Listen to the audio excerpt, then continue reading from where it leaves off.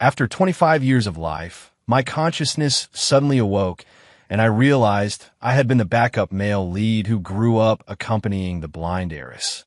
She was full of expectation that after regaining her sight, the first person she'd see would be me, and she swore she would marry me. But I understood that this was only a fantasy. I was merely a supporting male. The moment she regained her sight, she was destined to be drawn to the dazzling male lead. Then, without hesitation, she discarded me, treating me like trash. My name is Ethan. It's been 9,230 days since I came to this novel world. My consciousness awakened 31 days ago. A month ago, I still naturally thought this was the world I was born into, until I received an email pushed by a strange foreign mail app, which struck my calm life like a thunderbolt. The email contained a novel titled, "Giving You a Pair of Eyes." At first, I didn't take it seriously, assuming it was an ad pushed by junk software, and glanced at it casually. Later, when I opened it in my spare time, I was instantly struck dumb. The descriptions inside matched my life to the letter. It turned out I was a backup male lead. I had lived earnestly all these years only to be a tool to pave the way for the protagonist. The novel's name, "Giving You a Pair of Eyes," is tacky beyond belief, but the content hits painfully true. The male lead, Noah, is a golden boy, the gentleman of the Carter Group, sunny and outgoing, proficient in piano, violin, and other instruments. With a clear, warm singing voice, he majored in music. His smile is like winter sunshine, warm and healing. He studied at international schools from childhood, then went abroad to further his music studies, returning at 26. Reading the novel's description, I stood there stunned. Isn't the real Noah exactly like this? He's cheerful and extroverted, radiating upward light like a cloud in the ninth heaven, while I am but a speck of dust drifting quietly in the air, introverted and taciturn. Compared to him, we're worlds apart. Any girl would choose him over me, and of course Sophia would too. What is my ending then? As the backup male lead, I'm supposed to have that sort of awareness. My absurd ending is that I take a kidnapper's blade for the male lead and die. I think this ending is utterly ridiculous and unimaginable. That Sophia, who has been with me for over a decade, would use me to save the male lead like that. Of course, maybe the me in the novel used various means to sabotage the couple's relationship. But looking at myself in the book, I am full of disbelief. Would I really do such things? Hurt Noah, thereby indirectly hurting Sophia, whom I've always protected, and become a detestable villain? No, I am absolutely not that kind of person. If Sophia can live well, I would willingly watch from afar. She is such a wonderful person. I have never imagined, beyond kinship and friendship, having any other feelings for her. That's right, exactly like that. She's about to have surgery, about to see the light again, to return to a life under the spotlight, surrounded by flowers with a bright, radiant future. Then, standing by her side should be the outgoing, sunny male lead, not me, who gives off low pressure. As long as I'm far away from Sophia and Noah, far away, that's enough. Ethan, what are you doing? Sophia's gentle voice floated over. She tilted her head slightly. Her unfocused eyes turned in my direction. Packing things for the hospital tomorrow. Why don't you sleep a little more? I replied softly, my gaze falling on her somewhat frail figure. At this moment, Sophia seemed a little down. I keenly sensed a trace of heaviness around her. What's wrong, Sophia? I asked with concern. Sophia slowly sat up, looking a bit dazed. Next month, on this day, would be the day of her surgery. I could imagine her feelings would be anything but calm. Ethan, if my eyes get better, will you still stay with me like this? Sophia hesitated for a moment and asked quietly. A bitter taste rose in my chest. I thought, once your eyes are healed, you probably won't need me anymore. Still, I forced a smile and said, as long as you need me, I'll always be here. I will always need you. Sophia straightened, slowly leaned toward me, and gently hugged me as if seeking solace for her soul. I held her fragile self tightly, my heart unable to find calm for a long time. Sophia, She was like the bright moon hanging high on the horizon. So beautiful. The perfect person in others' eyes, the child parents compare others to. I once naively believed her vulnerability would only show before me, that I would be her only support. But reality cruelly told me that all the beauty ultimately belonged to Noah, and I was merely stealing a brief warmth while this divinely beautiful her momentarily dimmed. Ethan, have you been tired lately? You hardly talk to me anymore. There was a hint of puzzlement in Sophia's voice. Schoolwork has been heavy recently. It's been a bit overwhelming. Don't read too much into it. I paused, answering with some difficulty. My Sophia, how could I possibly tell you about the complicated feelings I have right now? This life, as absurd and novel-like as it is, where do I even begin? You've already endured enough suffering. I can't bear to add more worry to you. Ethan, remember to balance work and rest. Studying medicine must be really hard. I support your studies, but I don't want you to be too exhausted. Sophia, squeeze my hand tightly, as if unwilling to let go. Or is it that I'm the one making you tired? I suppose so. My eyes have always been bad, like a burden, always needing you to take care of me. She lowered her head slightly, a trace of self-blame in her voice. She looked up at me and continued, You have to keep going. My Ethan will definitely be a good doctor one day. Sophia kept talking as if to herself. To me, her words were utterly absurd. How could I ever think of her as a burden? You're talking nonsense again. How could that be? You're so wonderful. As I had for the past 10+ years, I comforted her softly when she belittled herself. If I could, I would wish for Sophia to always be confident enough to believe she's good without my repeated reassurances. Even blind, Sophia has never slackened off in her studies over all these years, and she worked hard to master many skills. I witnessed the extraordinary effort she put in. The Taylors have only her, so she managed the family's company affairs meticulously as her parents instructed. Whether she liked it or not didn't seem to matter to her parents.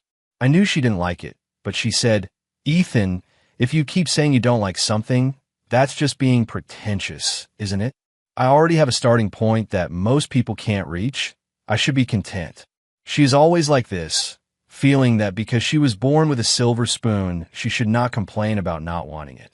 I simply wish Sophia could be happy and joyful.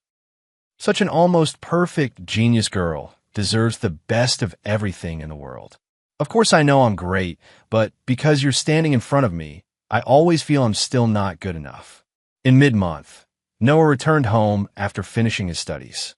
The news instantly dominated Zan City headlines, staying hot for 3 or 4 days. I knew the Carter family had always enjoyed high prestige in Zan City, but I didn't expect Noah's return to be staged so grandly. Such a spectacle made me even more clearly realize that the world I've always believed in, which looks real, is actually full of falsehoods. Just a pre-written novel world. The male lead Noah stands above others with an unattainable protagonist aura, dazzling and radiant. Every day, I grit my teeth and count the days, worried, not knowing how long I can stay with Sophia. I understand that plot lines are like predetermined tracks, hard to change.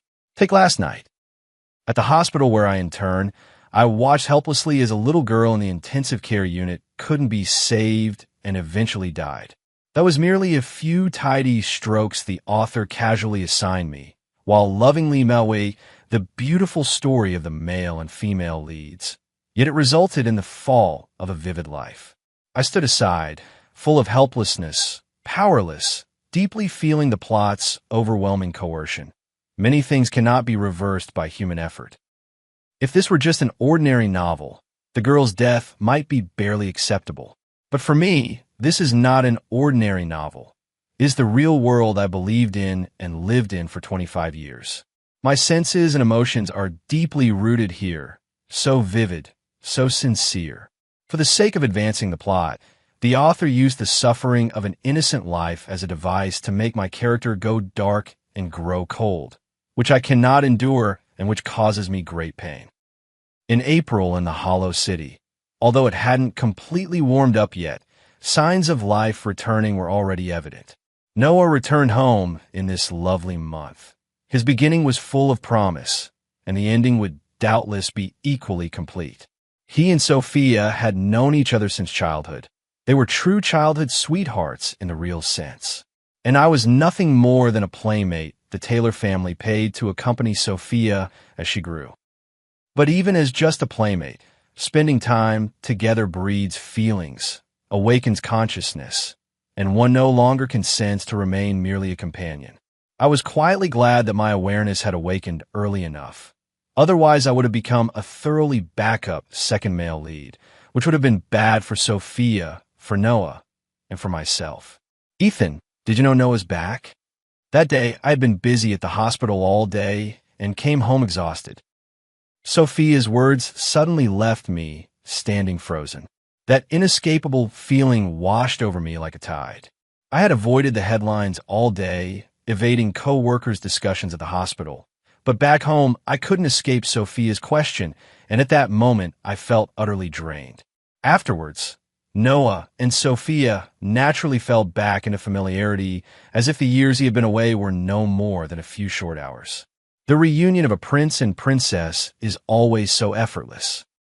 They were of comparable status, equal in standing, with shared interests and similar personalities, so they naturally grew closer and admired each other. Sophia's face once again bloomed with a cheerful smile I hadn't seen in a long time.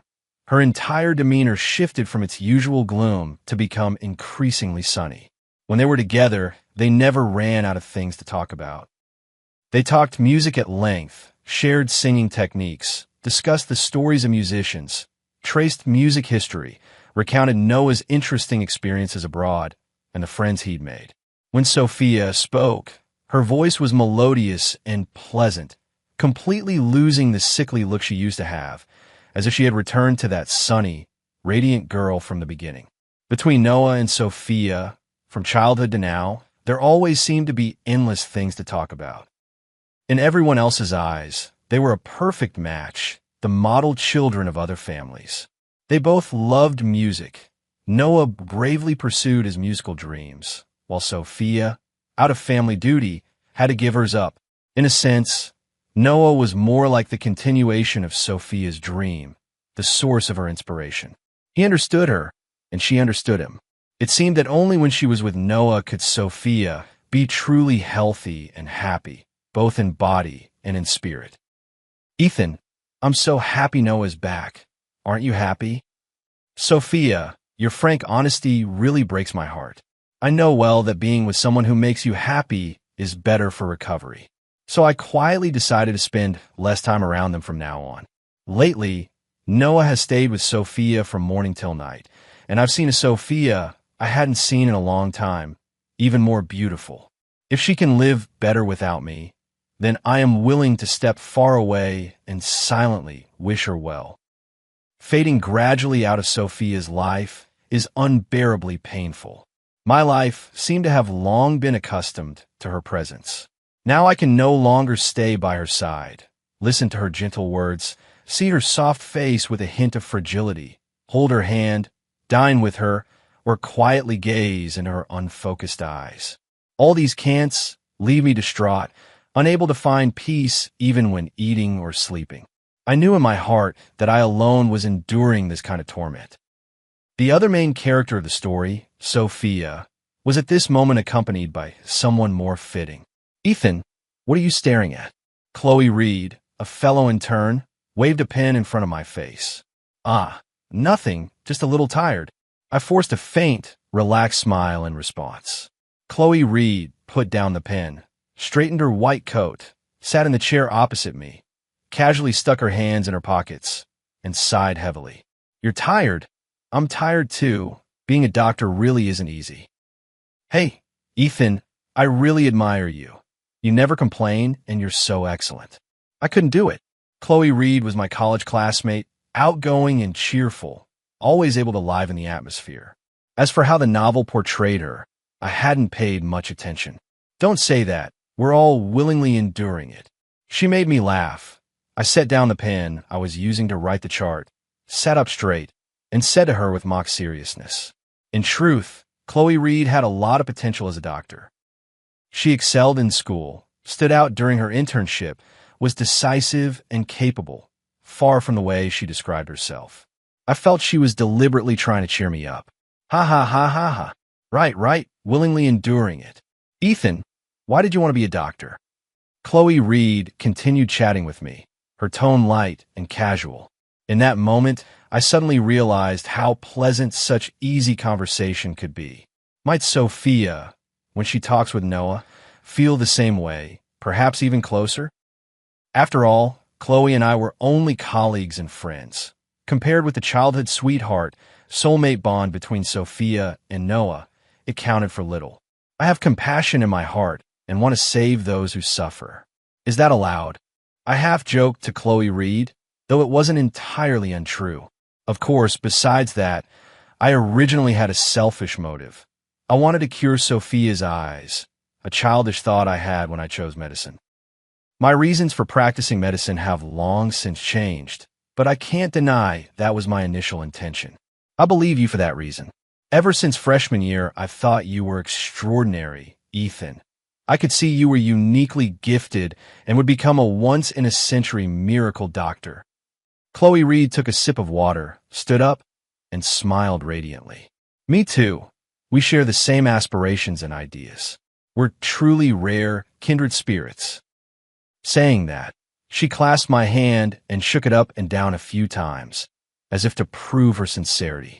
I watched her comical gesture and couldn't help laughing aloud. It had been so long since anyone had made me laugh so freely. It turned out that friends with shared goals really do put you at ease. I laughed and patted Chloe Reed on the shoulder. Rare, indeed, a once-in-a-century kindred spirit. Kindred spirit, go do rounds. I'm off duty. With that, I quickly took off my white coat, put on my own jacket, grabbed my canvas bag, donned a mask, and hurried out of the office. At the door, I made sure to give Chloe Reed one more hearty laugh.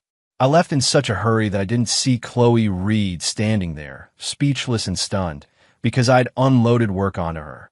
Nor did I notice Sophia, standing in the corner, her expression forlorn. I escaped from the busy workday and hurried onto the subway. The noise in the carriage gradually faded, and I dozed off. By the time I woke up again, I'd already reached my stop. I loosened my stiff arm, rubbed my numb shoulder, and slowly made my way to the rental room. When I got home, the room was pitch black, and I felt someone was in it. Then that person turned on the light. I took 2 steps back in fright, grabbed the doorknob, cold sweat breaking out. Ethan, I'm sorry for coming without your permission. Did I disturb you? Sophia's familiar voice sounded softly in my ear. Hearing it was her, my taut nerves finally relaxed. I turned around, breathed a long sigh, and chastised myself for being so suspicious earlier. I didn't speak immediately. Instead, I went to the side, poured a glass of water, and drank it slowly, trying to calm my racing heart. Ethan, I called you and you didn't pick up, and you didn't reply to my texts either. I had no choice but to come find you. Sophia's voice was thick with grievance, the tone almost plaintive, accusing me. Ethan, is work at the hospital keeping you so busy that you have no time for me? She said this as she reached out, gently took my hand, and gave a little shake. I was momentarily at a loss for words, not knowing how to answer. How could I tell her I had been ignoring her on purpose? I was filled with surprise. Why had she suddenly come looking for me? Why would she care whether I had replied? And besides, I hadn't received the calls or texts she mentioned at all. The hospital work is just too much, little princess. I have my own life too. I gently let go of the hand she was holding and tried to say it in a calm tone. As I spoke, I subconsciously flipped open my contacts. Suddenly, I realized, a few days ago, in an effort to suppress the urge to contact her, I foolishly had blocked her number. Thinking this, my feelings grew complicated. I paced silently to the sofa, really not wanting to face Sophia, because the moment I saw her, my heart felt as if it were being stabbed again and again by a sharp awl. I don't know how long passed before I sat down on the sofa. Sophia was still standing there quietly. Neither of us spoke. The whole room was filled with a heavy silence, as if through this wordless standoff we were each expressing our own private pain. Finally, Sophia broke the silence and spoke the words that made my chest tighten. Ethan, do you not want me anymore? Ethan, you came to the Taylor family when you were 8, only 2 years older than me. But even then you carefully looked after me in all aspects of life. You always guarded me in your own special way, protecting me. And you always joked, saying you were a knight protecting a princess. Even if I didn't necessarily need protecting, facing you like that I couldn't help wanting to come closer, wanting to hug you. I wasn't born blind. I met you less than 2 months after I lost my sight. Ethan, I've been blind for 17 years. I no longer remember what I look like. But I still remember that many people used to tell me I was pretty. I went to your department without asking just now. I'm sorry, I just missed you so much.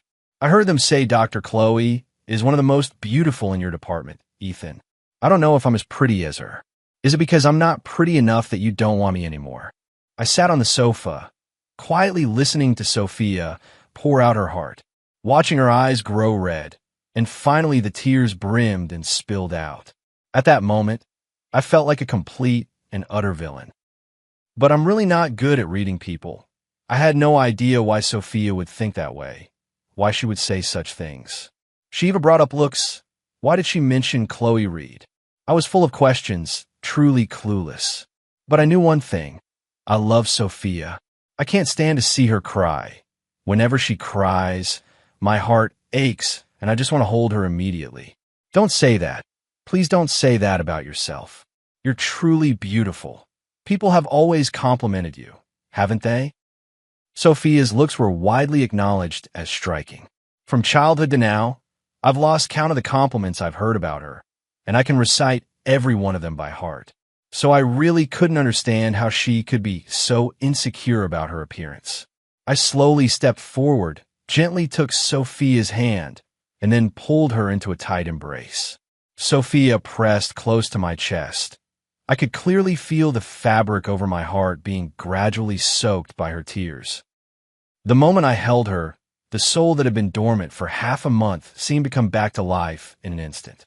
Only now did I realize I had seriously underestimated what Sophia meant to me, underestimated the place she held in my heart, and underestimated the huge impact she had on me physically and mentally. It turned out that just holding her was enough to make me feel full of happiness and joy. I will never leave you, never. As long as you need me, I will always be by your side, Sophia. Please don't think like that. I couldn't help but have tears in my eyes. Hearing my sob, she lifted her head and reached out to touch the corner of my eye. So Ethan cries for me too, because I really care about you. I gave a faint, bitter smile and spoke softly. You just call me little princess, and that made me sad. Sophia, like a child, brought up old grievances. I'm sorry, really sorry, I won't do it again. Knowing I was in the wrong, my voice was as small as a mosquito's buzz. Sophia held my hand tightly and didn't let go for a moment. I forgive you, but please never do that again. It felt too distant. I don't want to be distant from Ethan. Sophia was so good. Even though she had someone she liked, she hadn't forgotten the me who had always been there with her as she grew up. It was I who had been stubborn and awkward. Since there's no way to become lovers, then I'll be Sophia's best friend for life. For life, the princess's guarding knight. The day after tomorrow, Sophia will have surgery. Time really flies. Ethan, I've never seen what you look like, but I bet you're a big, handsome guy. Sophia cozily hooked her arm through mine, rested her head on my shoulder, and said with a grin, That's not necessarily true. You might be disappointed. I'm just an ordinary person. I paused briefly and joked with Sophia. No matter what Ethan looks like, in my heart, he will always be the most handsome boy. Lately, Sophia often utters lines like this, almost like words of affection. I've grown used to it, but I really don't understand why she says it. It's baffling. Recently, she's seen Noah so rarely you can count the meetings on one hand, a complete contrast to the frequent encounters when he first returned to the country. I just can't figure out the reason. Sophia, why haven't you been seeing Noah lately? Curiosity got the better of me, and I couldn't help asking. He's been busy preparing for his concert. Why are you missing him? Sophia said as she reached out to muss my hair. That comment was nonsensical. I couldn't possibly miss Noah. Still, her words weren't baseless. Noah and I used to be pretty close and got along well for a long time. But feelings change over time, and friendships even more so. Although I no longer consider him a friend, because of Sophia, I've maintained a surface-level relationship. Noah has a quality that's hard to envy. After all, it's like there's an invisible dimensional wall between a prince and ordinary people. His concert preparations seem to be going smoothly. In the evening, I heard him talking on the phone with Sophia. Whenever they converse, they never run out of things to say, especially about music. Maybe it's the influence of the story or some other reason, but every time I see them together, the scene seems wrapped in a golden light, shining brightly. I call it the halo that exists between like-minded people. At 10 that night, I took Sophia's hand and helped steady her onto the hospital bed. Sophia, rest well, close your eyes and relax. Don't strain your eyes. Tomorrow is crucial. The surgery is the day after tomorrow. After Sophia's assistant helped her change into a hospital gown, I hurriedly urged her to lie down. Sophia, I'm going to work right here in this hospital. My phone will be on and loud. If you need anything, whether calling or messaging on WeChat, I'll hear it. I carefully tucked the blanket around Sophia and reminded her repeatedly. I know, Ethan, don't treat me like a child. I can take care of myself. Sophia laughed in response to me. All right, I'm just worried about you. I hugged her gently. Actually, I was especially anxious, worried for Sophia. I was full of hope that she would get better, regain her sight, and see the people she wanted to see, like Noah, and everything she longed to look at. This opportunity was so rare, I remained on edge. Even though I knew how the story would go and understood she would definitely recover her vision, I couldn't help but worry. Ethan, can you be the first person I see when I regain my sight? Sophia suddenly grabbed the hem of my shirt and said on her own, Of course, you can count on it. I promised her without hesitation, but only I knew in my heart that the first person she would see would not be me, but Noah. Ethan, you must not leave me. I definitely won't. If anything happens, call me anytime. I'm always here. I squeezed Sophia's hand tightly, hoping to give her some comfort. I really didn't understand why she always had these thoughts, always feeling I would abandon her, ignore her, or leave her. Sophia, you have to trust me. I will never leave you. Okay, I trust you. I walked quickly toward the department and changed into a white coat in a hurry. At that moment, I happened to run into Chloe Reed, returning from getting her meal. Haven't seen you around in a while. Where have you been? I asked. Chloe Reed had a steamed bun in her mouth. She turned and squatted down, gobbling it up. Her usually neat, spirited ponytail was a bit messy, and the pin that used to be clipped to her chest was nowhere to be seen. Why do you look so disheveled?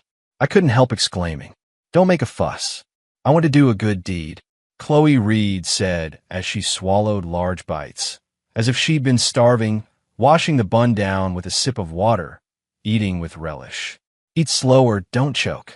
I reminded her softly. Luckily, there were only the two of us in the office. Otherwise, with her like this, the department head would be scolding her for not looking like a proper young person. How did you act bravely? Tell me about it. I sat down in the chair, opened my computer, and picked up a pen to write the medical record. Saved a genius young musician. I said, Ethan, don't you even read the news? Chloe Reed mumbled vaguely as she chewed her steamed bun. Her words made me break out in a cold sweat immediately. Saved a genius young musician? Could it be that kidnapping incident in the novel that led to my death? But according to the plot, didn't that happen only after Sophia regained her sight? What's going on? A genius young musician? Do you mean Noah? I put down the pen and asked cautiously. Yes, him. I didn't expect it would be him either, just a random act of bravery, huh? Chloe Reed was still nibbling her bun and answered me in between bites, then took out her phone, found a news article, and handed it to me. Look, see the heroic deed of this heroine. I glanced at it and realized it was a false alarm, just a small incident I had overlooked. It seemed the plot was still following its original course. Sophia would regain her sight and be with Noah. Noah would be kidnapped, and Sophia would push me to take the blow, and I would die in the end. Nothing had changed. What was I even hoping for? Hey, what's wrong with you? Why are you spacing out? Chloe Reed waved her hand in front of me. Oh, nothing, you're amazing. I sincerely felt happy for Chloe Reed, then admonished. But be careful next time, don't get hurt. Of course. By the way, how's your friend? I heard she was hospitalized today. Her eyes aren't great. She's having surgery the day after tomorrow. It'll definitely succeed. I answered as I continued, writing the medical record. Stop writing. You're a medical record machine. Chloe Reed grabbed the keyboard and pulled it away, preventing me from continuing. What are you doing? Give it back. I reached to snatch the keyboard, not noticing Sophia in the corner at all. All right, I give up. Someone's at the door. Seems to be looking for you, Ethan. I stopped and turned to see Sophia standing alone at the clinic door, holding a thermal lunchbox. Thinking of the little episode with Chloe Reed just now, seeing Sophia now makes me both sad and happy. Sophia, what are you doing here? Weren't you supposed to be lying in bed? I reproached softly, taking her hand and heading out, intending to send her back to the ward. I was afraid you'd be hungry, so I brought you some food. Don't worry, I'm familiar with this place. I won't bump into anything or get lost, Sophia said quietly, her movements a bit constrained. Chloe Reed, I came to bring you a banner. I was about to ask how Sophia knew my workplace so well when Noah, who had appeared suddenly, interrupted. Everyone's here. Noah greeted with a smile. Ethan, Sophia, what a coincidence that you're both here. Hey, have you seen the news? This benefactor saved me, so I'm here to present her with a banner.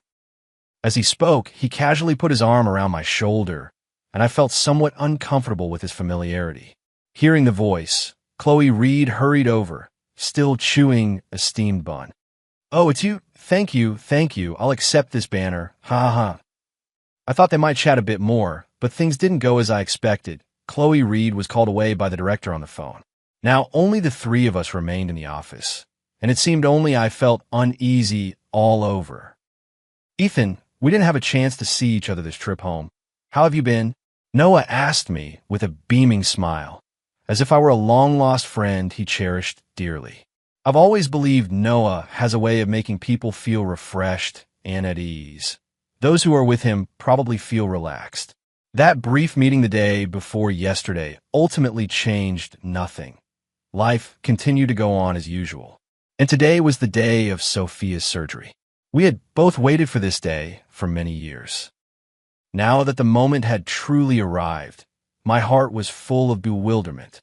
Although I had long known she would regain her sight in the end, worry still followed me like a shadow. Following Sophia for over 10 years felt like a shackle on me. Now that shackle is about to disappear.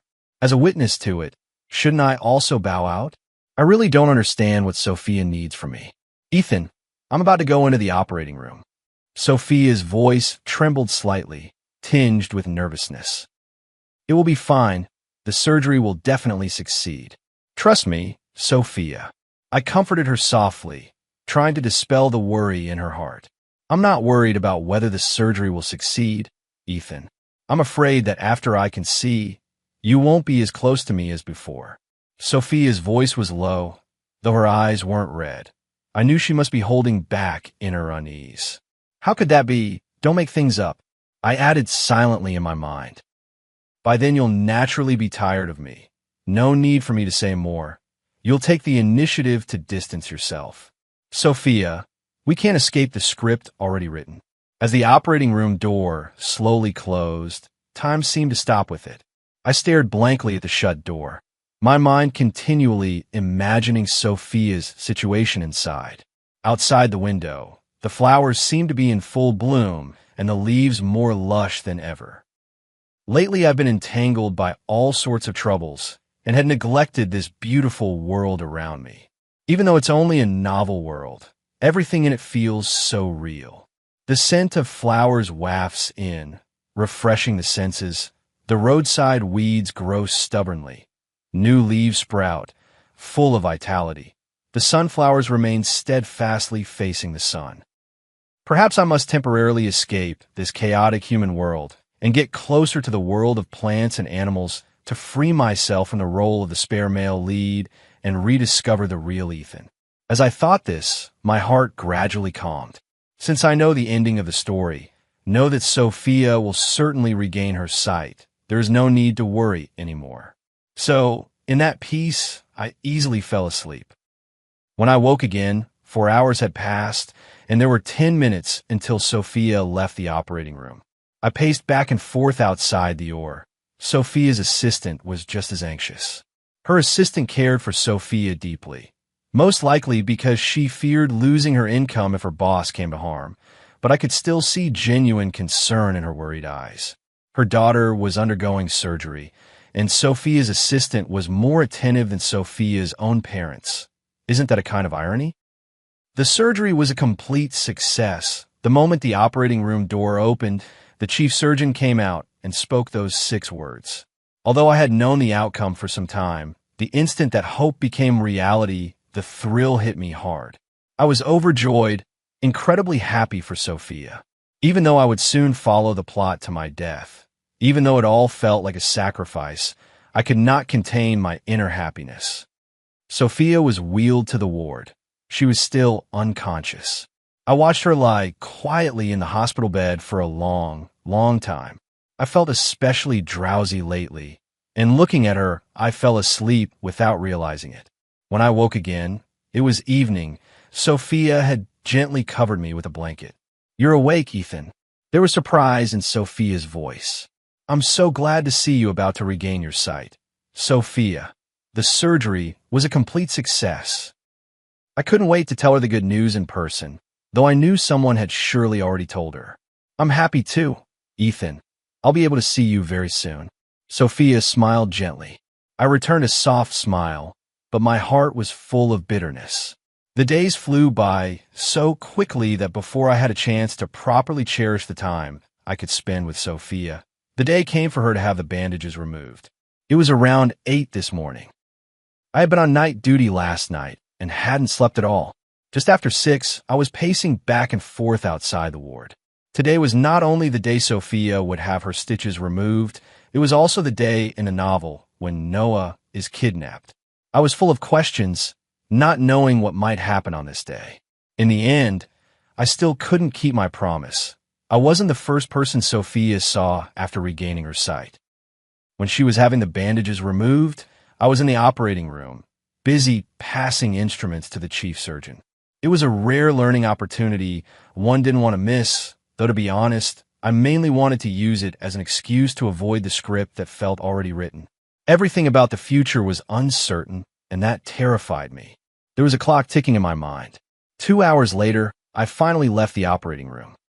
As soon as I took off my sterile gown, I headed straight for Sophia's room, eager to sneak a look at her seeing again. I guessed Noah would surely be by her side. Her parents, upon hearing the good news, had probably rushed back from abroad. I had always known they only came for good news and only liked to hear it. But when I reached the outside of the room, I found Sophia all alone, solitary, with no one beside her and the bandages still intact over her eyes. My heart tightened suddenly. What was going on? Had the surgery failed? I rushed into the room and asked anxiously, "Sophia, why haven't they removed the bandages yet? Where are your parents? Where's Noah? Why is nobody here? Where did the doctor go?" Sophia grabbed my hand, pressed her face close, gently rubbed against me, and said, "Ethan, I've said it before, the first person I wanted to see was you. They said you were busy earlier. I could wait." I stared at Sophia in disbelief. This was nothing like the scenes in novels. Finally, with me by her side, Sophia untied the bandage. At that moment, neither Noah nor her parents were around. Having regained her sight, Sophia was clearly not yet used to the sudden brightness and stood dazed for a long while. Then she slowly turned to look at me, and in that instant I felt like her eyes sparkled with brilliant starlight. She was breathtaking. Sophia walked straight over, hugged me tightly, and exclaimed with delight, "Ethan, I finally see you. You are exactly as I imagined." As she spoke, she gently stroked my face, nose, and eyes, as if unable to let go. Finally, Her gaze fixed on my lips. She stared for a long time, then softly placed a kiss. I was stunned. Why would she kiss me? Sophia's kiss was as soft as a feather, but I felt a little breathless. This was so unlike her usual persona. Ethan, I love you. I'm whole now and can give you a future. Will you be with me? Sophia produced a ring from who knows where, her voice anxious and expectant. Ethan, I don't think I'm any worse than Dr. Chloe. What she can give you, I can give now. Sophia kept looking at me with deep affection, her voice gentle. Why did you suddenly bring up Chloe Reed? I asked in surprise. Sophia looked at me with those bright eyes for a long time, then lowered her head and said, I've gone to where you in turn more than once just to find you. Sometimes I only wanted to silently hear your voice, not to talk to you. Every time I go, I can hear you chatting with Dr. Chloe. Your voice when you talk is so happy and relaxed, unlike when you speak to me. Ethan, I know you love medicine and work tirelessly for your ideals. Youth and Chloe Reed are truly kindred spirits. You must have endless things to say. You're both doctors. She must understand you deeply. You are so excellent. When I'm with you, I always feel insecure. I'm afraid I'm a burden, holding you back, keeping you from choosing the person you like, from pursuing the career you love. But now I want to fight for this. I've regained my sight. I'm no longer the fragile doll who needs you to protect me all the time. I can make you feel at ease and happy, play and joke with you, and protect you too. I listened to Sophia's words in a daze, momentarily at a loss for words, not knowing how to respond. It turned out my behavior had unintentionally hurt Sophia for so long. It turned out we both understood each other so little. It turned out there were so many misunderstandings between us. In this world, nothing pained me more than hearing Sophia speak so self-deprecatingly. I opened my mouth to say something, then closed it and repeated this again and again. These words challenged my worldview and my long-held beliefs so profoundly that I was at a loss for how to react. Sophia, what I want to say is you must never think that the blind version of yourself was incomplete. I've told you more than once how excellent and wonderful you are. Could it be that we both unconsciously feel inferior in front of each other? Sophia, perhaps we're both outstanding people, but when facing one another, we always lack confidence. My relationship with Chloe Reed is, maybe, like yours with Noah. Could there be similarities? Sophia widened her eyes and looked at me. I knew my words had stunned her.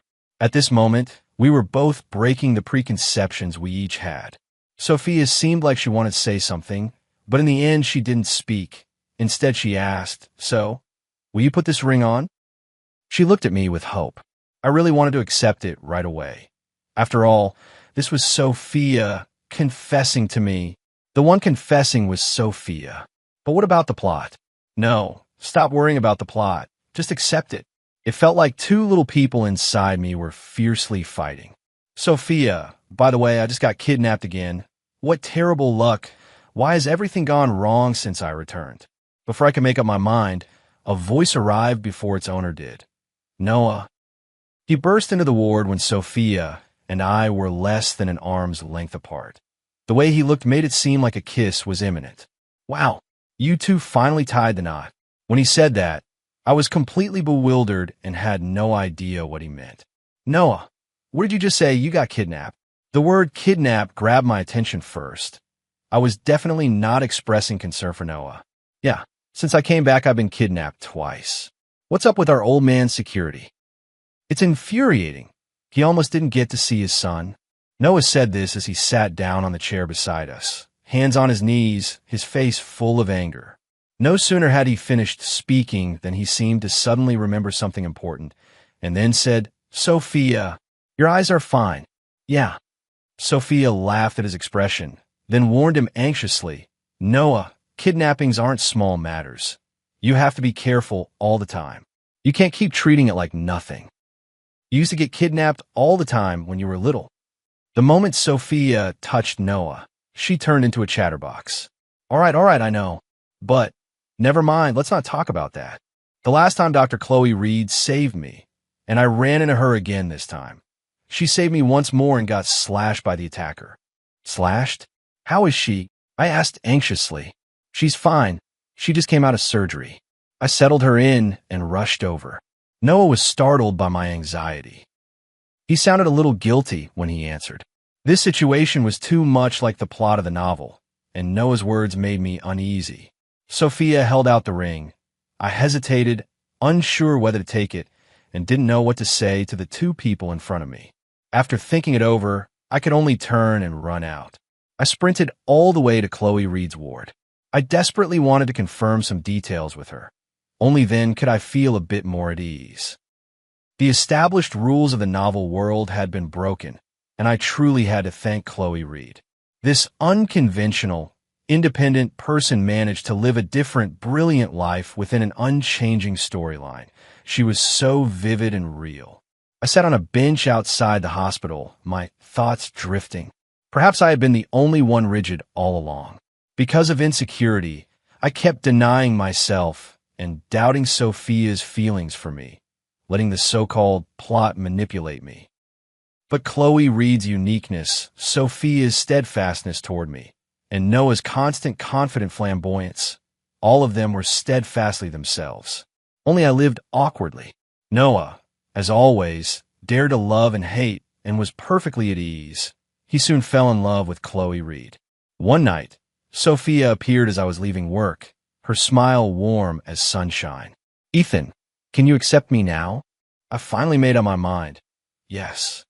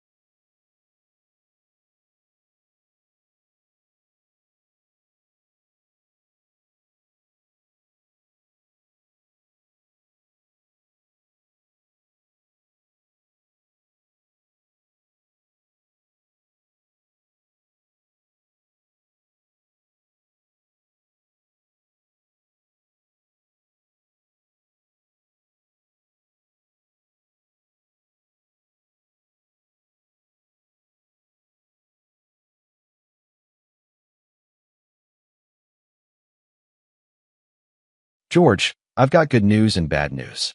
Which do you want to hear first? I put down my paintbrush and looked at my friend Frank. He stood at the studio door with a mysterious air, his face a mix of nervousness and excitement.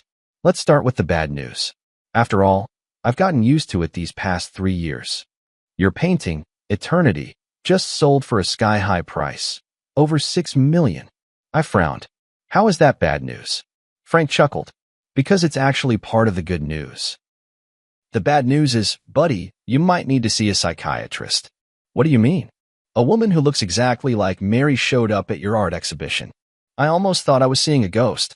The paintbrush slipped from my hand and fell to the floor, splattering paint across the unfinished canvas. Mary, my late wife, died 3 years ago after accidentally falling off a cliff. I watched with my own eyes as her body was pulled from the water. In that moment, my world completely collapsed. Stop joking around, Frank. Why would I lie to you? She even left this. Frank handed me a note, with an address and a time written on it. My hand trembled slightly. The handwriting was exactly the same as Mary's. That night, I waited until midnight at the designated cafe. Just as I was about to leave, a familiar figure appeared at the door. Mary? No, it couldn't be her. But every gesture of that woman, from the tips of her hair to her fingertips, was a shadow of Mary. George, it's been a long time. She sat across from me, and the familiar voice nearly made my heart stop. Who are you? I struggled to remain calm. I'm Mary, your wife. She smiled and reached out her hand. There was a scar on her palm, the mark Mary got when she accidentally cut herself on glass at 15.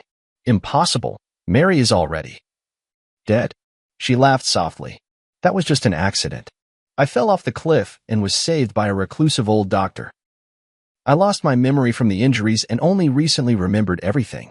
As she spoke, tears began to fall with an expression I knew all too well, the look Mary wore whenever she felt wronged. I know it's hard to believe, but I really am Mary. I couldn't believe my eyes. The shade of lipstick Mary loved most, the faint little mole beneath her left ear, the unconscious habit of rubbing her ring while speaking. Everything was so familiar. Are you really Mary? She nodded and took a small box out of her bag. This is the proof. Inside the box was the first piece of jewelry Mary ever designed. A sapphire ring, the only one of its kind, never mass-produced. I brought it with me that day because I wanted to surprise you. I suddenly stood up and pulled her into my arms. 3 years of longing surged over me like a tide. I held her tightly, afraid that if I let go, she would disappear again. On the way home, she told me about her experiences over the past 3 years. She was rescued by an old doctor in the mountains, lost her memory due to a severe head injury, and lived in a remote mountain village for more than 2 years. It wasn't until she happened to see a poster for my art exhibition that her memory gradually returned. The next day, I took her to see Frank. Oh my God, it really is you, Mary. Frank stared in astonishment, eyes wide. Frank, it's been a long time. She greeted him with a smile, exactly as I remembered. Frank pulled me aside and whispered, Man, this is unbelievable, but I really believe it's her. Who else but Mary could call me by my childhood nickname so accurately? That was something only the two of you knew. A week later, Mary officially returned. We held a small welcome party for her. Her mother was so overwhelmed that she fainted, and when she woke up, she clung to her daughter and refused to let go. But that night, I noticed the first sign that something was off. Mary never ate mangoes because she was severely allergic. Yet the returned Mary absent-mindedly tasted a mango dessert and was perfectly fine. Aren't you allergic to mangoes? I asked. She paused for a moment, then quickly laughed and said, Oh, that old Chinese doctor cured my allergy. He's really amazing. I nodded, but in my heart, I marked the first question mark. Is this really my wife? A month passed quickly, and Mary blended perfectly into our lives. She knew the location of every item in the house, remembered our shared memories, and could even accurately name friends we hadn't contacted in years. But those subtle feelings of discord kept growing. For example, the real Mary liked to listen to classical music, especially Debussy, while designing jewelry. But she would always unconsciously hum along to pop songs. Mary always habitually used her left hand to hold chopsticks, even though she knew it was wrong. She just couldn't change. But she was a standard right-handed user. The most obvious difference appeared that night when I accidentally caught her smoking in the bedroom. The real Mary hated the smell of smoke. Even when I came home from social events with a faint scent of cigarettes, she would frown.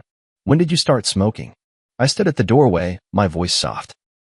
She was clearly startled, hastily snuffing out the cigarette. This is a herbal cigarette for treating insomnia, prescribed by an old Chinese doctor. I nodded, not pressing further, but the doubts in my heart only grew deeper.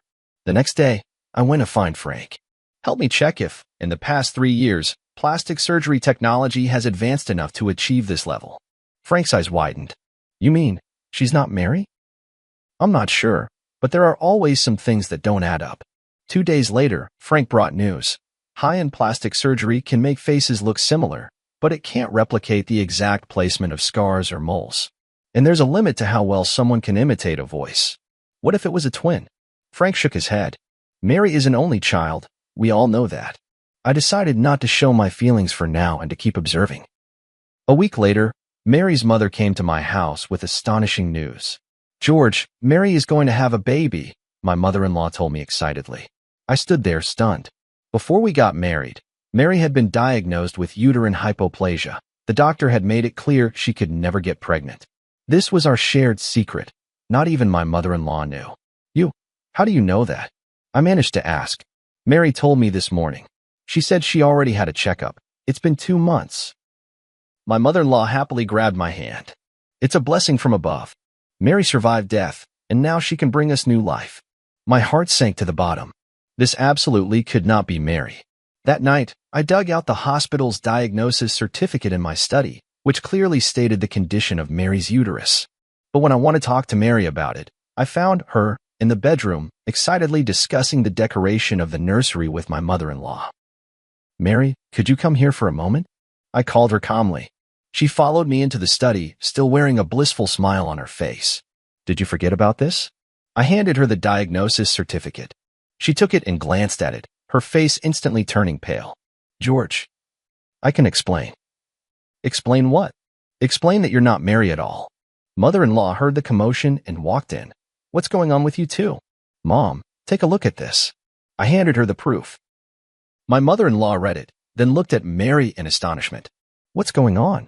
Mary, you can't have children. Of course she can, I sneered, because she's not Mary at all. My mother-in-law's face changed dramatically. What nonsense are you talking about?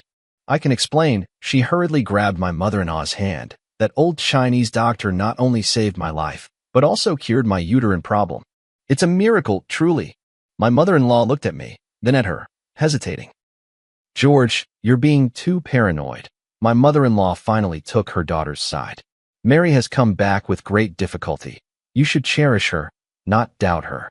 Yes, George, I know this is hard to accept, but miracles do happen.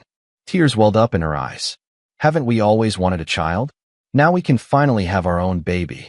I looked at her face, identical to Mary's. Yet I became more certain in my heart. This woman was not my wife. All right, I believe you. I smiled, deciding to go along with their story for now. Let's wait together for this miracle to happen. That night, I secretly contacted a private detective. My mother-in-law gladly accepted her daughter's explanation, even suggesting she move in with us to take care of Mary during her pregnancy. Outwardly, I agreed, but inside I grew even more wary. This was no coincidence. There had to be some kind of plot. Mom, haven't you always lived in Haicheng? Won't it be hard to get used to living here? I probed cautiously. For my grandson, I'm willing to endure any inconvenience, my mother-in-law said firmly. I noticed a fleeting unnatural expression on Mary's face. Could the truth be connected to my mother-in-law? On the 3rd day after my mother-in-law moved in, I discovered more suspicious details. For example, the real Mary never drank coffee, but she and my mother-in-law often enjoyed it together. Also, Mary's favorite movie was Roman Holiday, but she claimed to prefer Titanic. The strangest thing is, Mary used to despise her cousin Tom when she was alive, but now he visits frequently and chats and laughs with Mary as if they're old friends. I told Frank about these discoveries. Buddy, things are getting more and more suspicious, Frank frowned. Are you sure you want to keep going like this? Why not just expose her directly? It's not the right time yet. I want to find out what they're really after. The private detective's investigation also made progress. The so-called old Chinese doctor who had saved Mary did not exist at all, and Mary's whereabouts over the past 3 years were completely untraceable. More importantly, the private detective uncovered a shocking fact during the investigation. Mary's cousin Tom was deeply in debt from gambling, and the painting Eternity under my name, worth over $6 million, was his only hope for quick cash. "They're after your painting," the private detective asserted, "and this fake Mary is likely a professional identity fraudster, hired to win your trust." I took a deep breath and decided to take the initiative. That afternoon, I pretended to go out, but secretly returned home and hid in the study. Sure enough, Mary and her cousin Tom were whispering to each other in the living room. "It's taking too long," Tom said irritably. "How much longer until he sells the painting?" "Don't worry," she soothed him. "I'm already pregnant, and now he completely believes I'm Mary. In a little while, I'll say I want to move to a better neighborhood for the sake of the baby, and then we'll naturally need to sell the painting to raise money." "You're really pregnant?" "That wasn't part of the plan. It was an accident, but it works to our advantage. George wants a child so badly." "Does Annie know the truth?" "She only knows we're trying to scam money, not the specific plan. But she hates George, thinks he caused her daughter's death, so she's more than happy to help." I clenched my fists. So my mother-in-law had always believed that Mary's accident was somehow my fault. In fact, we did argue over something trivial that day, and Mary stormed out in anger. I didn't try to stop her. But I never imagined it would be the last time I'd see her. "You don't actually have feelings for George, do you?" Tom suddenly asked. She was silent for a moment. "It's just part of the job. Besides, I owe you, and I won't go back on my word." "Good then. Don't forget how we're splitting the money once we get it." Their conversation confirmed my suspicions. This was all an elaborate scheme, with my eternity as the target. In the days that followed, I pretended everything was normal while secretly making preparations. I contacted the police, arranged for evidence-gathering equipment, and found the last piece Mary had left before she died, a silver necklace that had never been made public, engraved with an anniversary date only the two of us knew. 2 weeks later, my art exhibition was held as scheduled.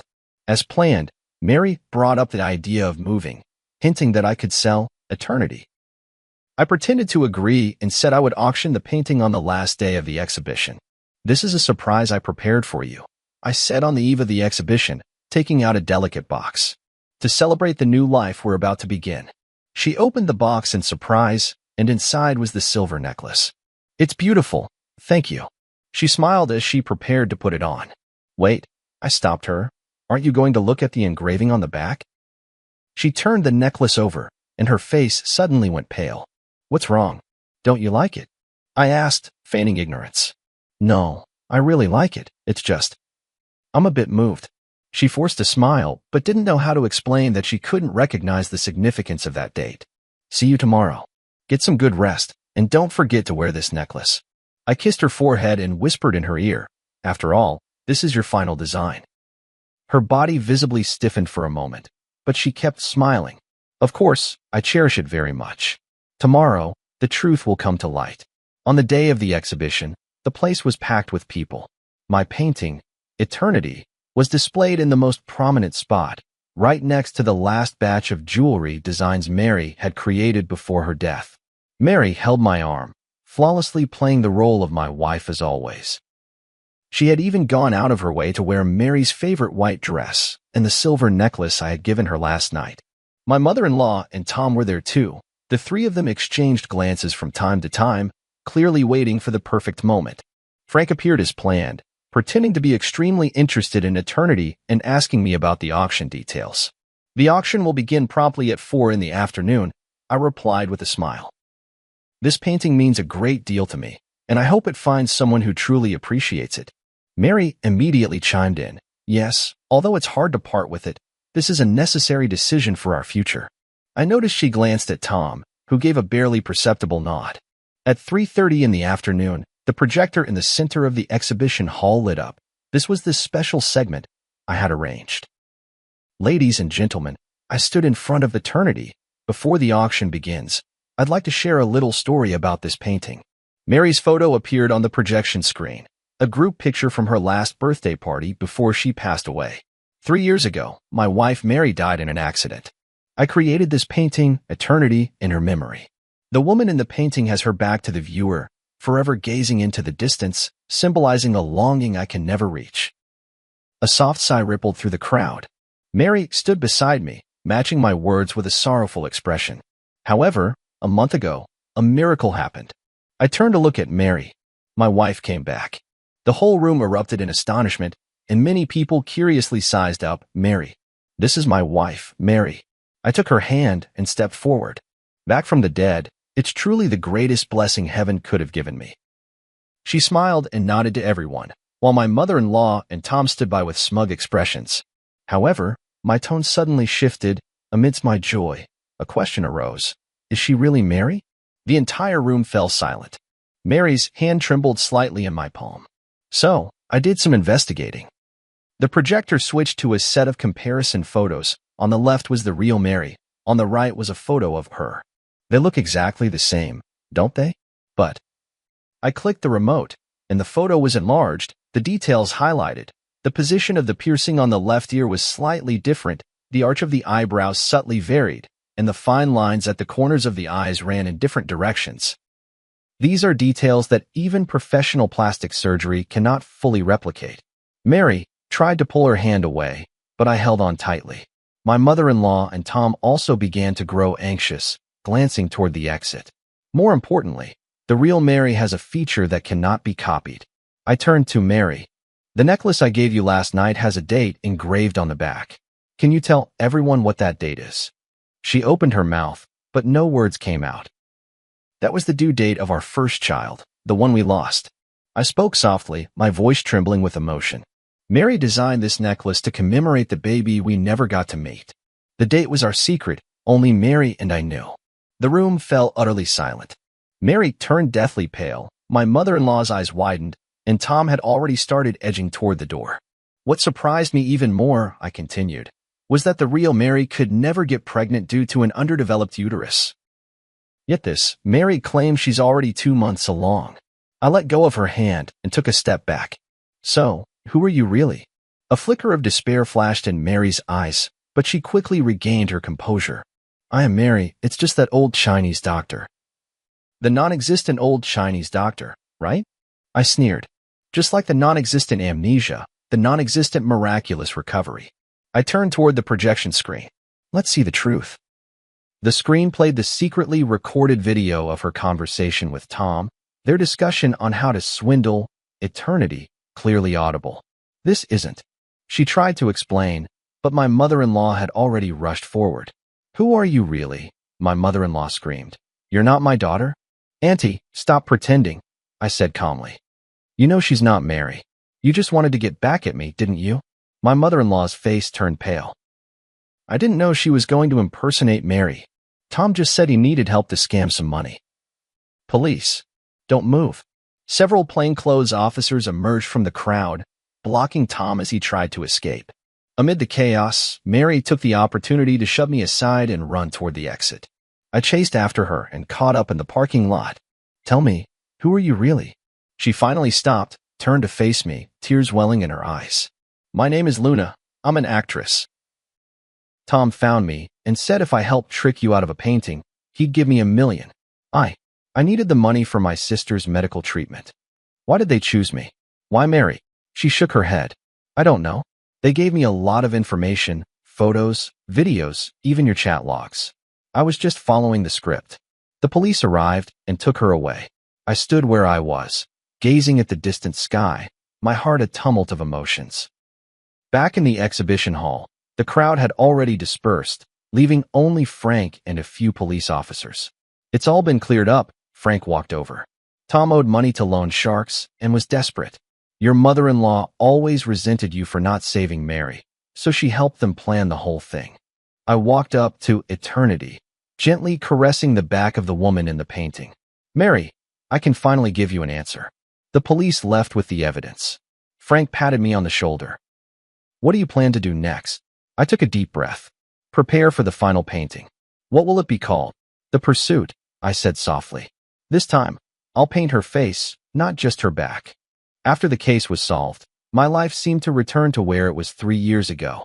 Eternity was temporarily held by the court as crucial evidence. Tom and Luna were arrested for fraud, and my mother-in-law was investigated as an accomplice. The prosecution wants you to testify in court, the officer called to inform me. The trial is scheduled for early next month. I agreed, though I was utterly exhausted inside. After exposing the deception, I thought I would feel the thrill of revenge, but what I felt instead was a profound emptiness. Those days spent with Mary that month had allowed me to feel a trace of warmth in life again, even if that warmth was born of lies. Frank often came to see me, worried I might fall into despair once more. I told him not to worry, that I was working on a new piece, The Pursuit. Are you really going to paint Mary's face from the front? Frank asked curiously. For the past 3 years, you've always refused to do that. It's time, I replied. We can't live in the past forever. I moved out of the apartment I had shared with Mary and returned to the old house in the suburbs, the place where the real Mary and I had first made our home. The dust-laden memories in the house brought me both pain and comfort. Mary's studio remained just as she had left it, design sketches scattered across the table, unfinished jewelry drafts pinned to the drawing board. One afternoon, while sorting through Mary's belongings, I discovered an encrypted external hard drive. After several attempts, I finally unlocked it using our wedding anniversary as the password. Inside were backups of Mary's design works, along with some personal photos and videos. One folder in particular caught my attention. Inside a folder named Plan was a series of jewelry design sketches, labeled George's Birthday Special Project. It was then I remembered that, in the months before Mary passed away, she often spoke mysteriously about giving me an unparalleled birthday surprise. Leafing through these design drafts, I couldn't help but be moved to tears. Mary had planned to design a jewelry collection inspired by my paintings over the years, with each piece corresponding to a representative work from my artistic career. The last page was a sketch of a ring, with a dark red stone set in the center, its edges adorned with tiny diamonds, closely resembling the sunrise in my early work, Dawn. This is blood amber? I examined the notes carefully, confirming the name of this rare gemstone. Mary's designs had always been bold, but blood amber is extremely rare in the Chinese market, almost impossible to acquire. How did she obtain such a material? As I continued searching, I found a series of email correspondence screenshots. Mary had actually contacted a gemstone dealer in Myanmar, commissioning the blood amber specifically for this ring. The last email showed that the gem had already been shipped, but the date was exactly 1 week before Mary's death. I immediately called Frank. Help me check if there was a package sent from Myanmar 3 years ago, addressed to Mary. 2 days later, Frank brought news. The package did exist, but since no one signed for it, it was returned. However, according to the shipping records, it was resent a month ago, this time addressed to you. What? I was completely confused. I haven't received any package. Check your old apartment? Frank suggested. Back at my old apartment, the manager told me there was indeed a package, but it had been signed for by Mary.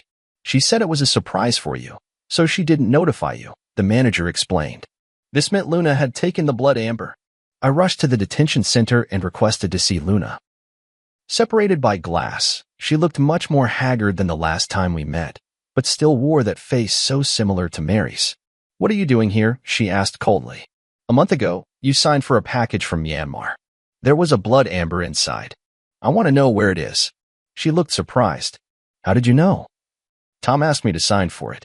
He said it was some precious gem. He took it. My heart sank. Tom was deep in gambling debt. A precious blood amber would be a windfall for him. He had probably sold it long ago. That blood amber is very important to me, I said softly. It was the last gift my wife left me. Luna was silent for a moment, then suddenly said, maybe it's not that bad. Tom said the stone has flaws, its value is greatly reduced, and he hasn't found a suitable buyer yet. Hope was rekindled. If Tom hadn't sold the blood amber yet, maybe there was still a chance to get it back. Do you know where he might hide it? Luna hesitated for a moment. He has a safe deposit box in a self-storage facility on the east side of the city. After getting the address, I immediately contacted the officer in charge of the case and explained the situation. Since Tom was involved in a large sum of money, the police quickly approved the search request.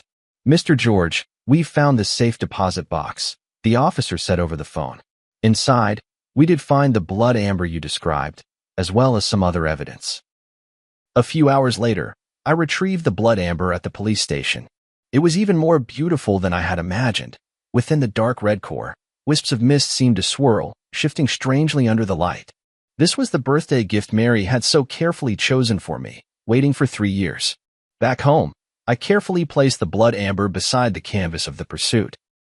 The painting was already more than half finished, Mary's face emerging from the blur into clarity, yet it still felt like something was missing.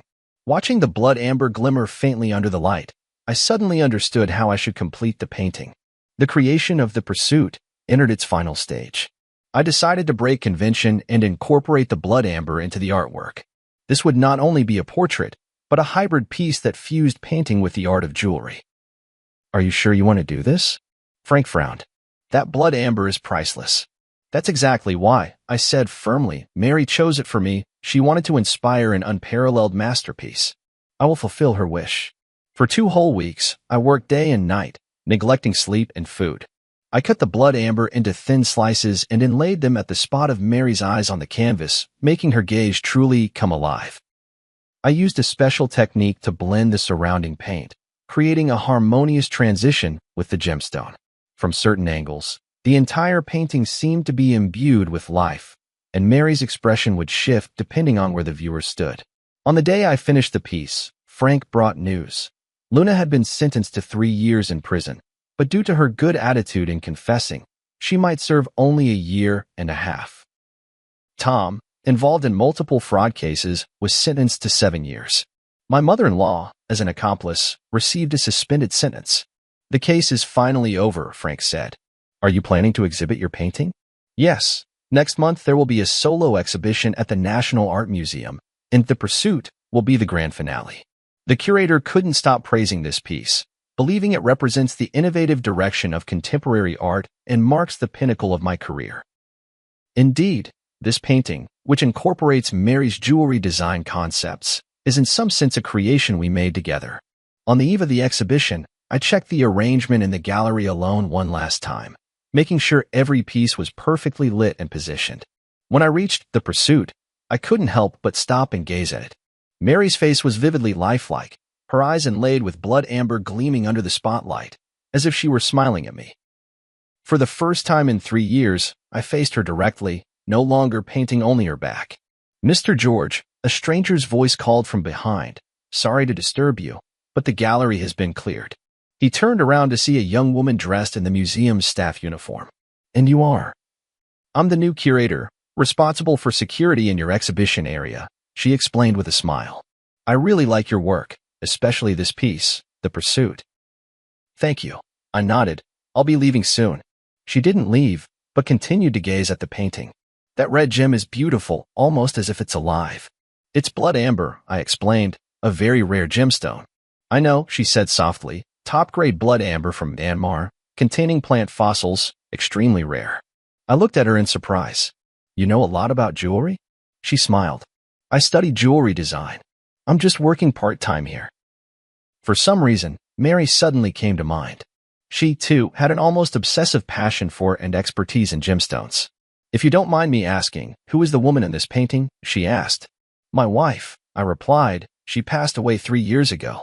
She was a jewelry designer. I'm very sorry, she said sincerely, then gestured toward the blood amber. This gem must mean a great deal to you. It was the last birthday gift she chose for me before she died, but I only found it recently. She nodded thoughtfully. Setting it into her portrait is the best way to remember her. For some reason, talking with this unfamiliar woman brought me a strange sense of calm. Perhaps it was her love for jewelry that reminded me of Mary.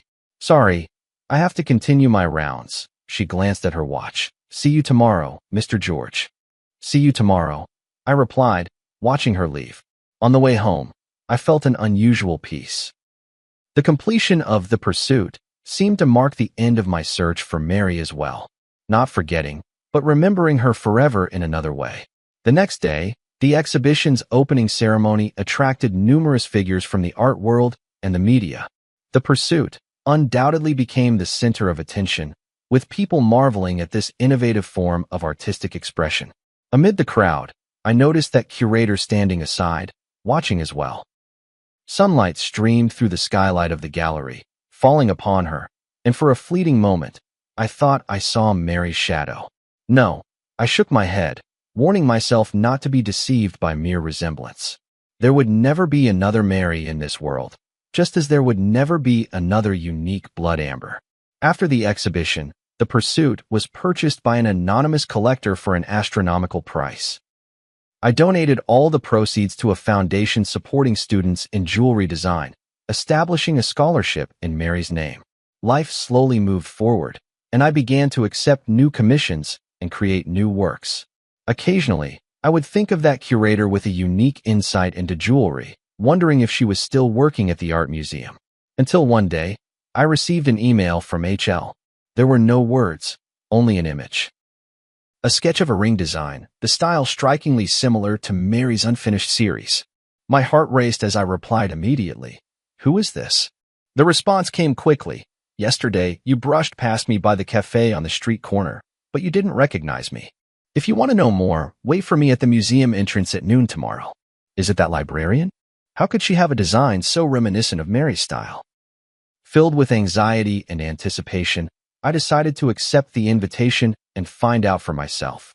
The next day at noon, I arrived at the art museum half an hour early.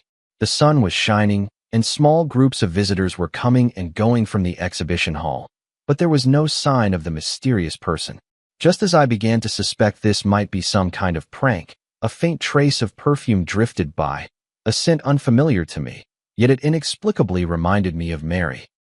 Mr. George, thank you for coming. The voice behind me made me turn around. It was the curator. Today, she wasn't wearing her uniform, but a simple white dress, completely different from Mary's style when she was alive. Did you send the email? I asked directly. She nodded. There are some things I want to tell you, but not here. Will you come with me? We walked through the small park beside the art museum and arrived at a secluded cafe.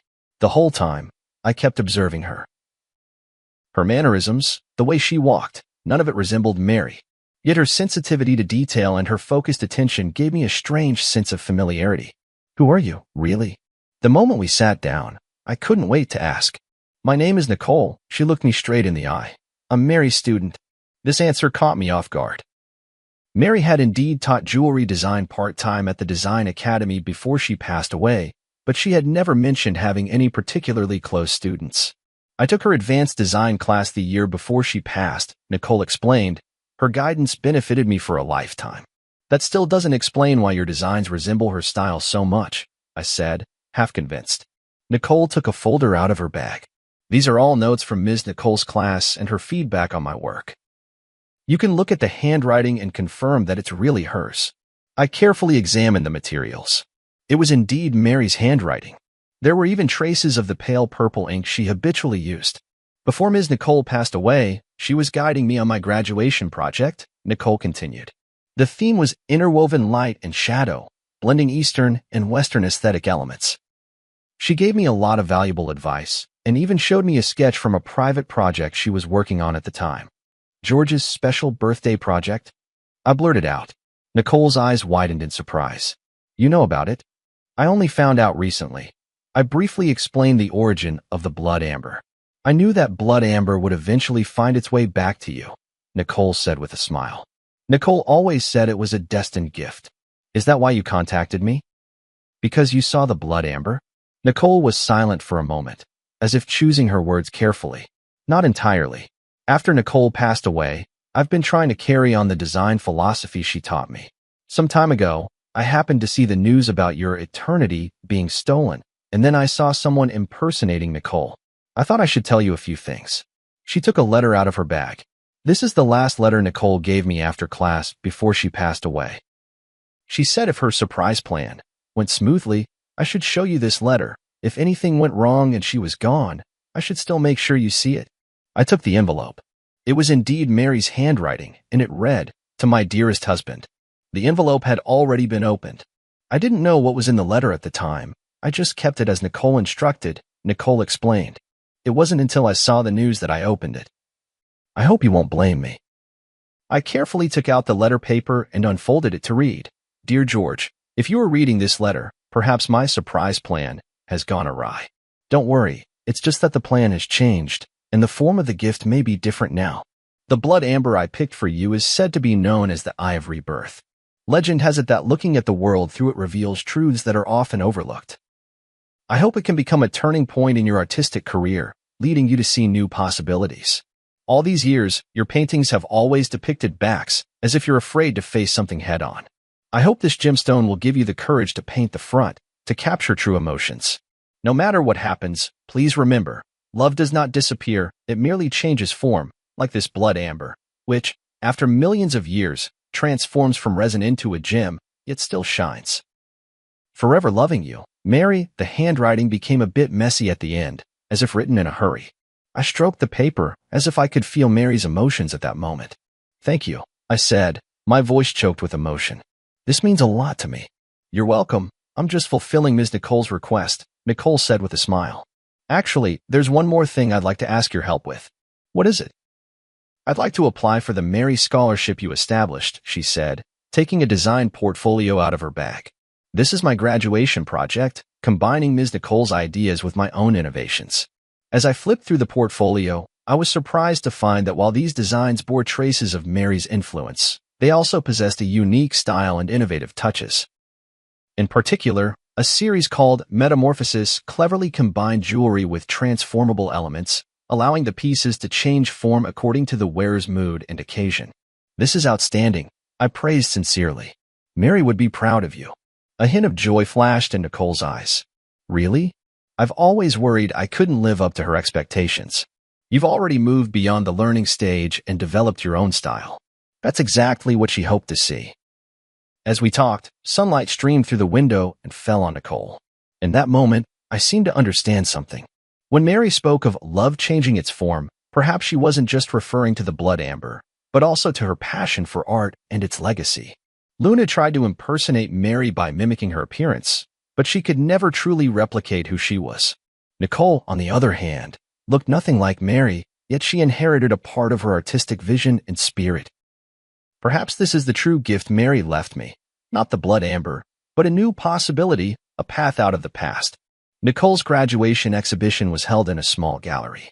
Though the space was modest, it was exquisitely arranged. Her works were divided into 3 series, representing the past, the present, and the future, forming a complete narrative. This is a brilliant idea, I sincerely praised. From tradition to contemporary and then to the future, it showcases the evolution and possibilities of jewelry design. Nicole smiled and nodded. This was inspired by teacher Nicole.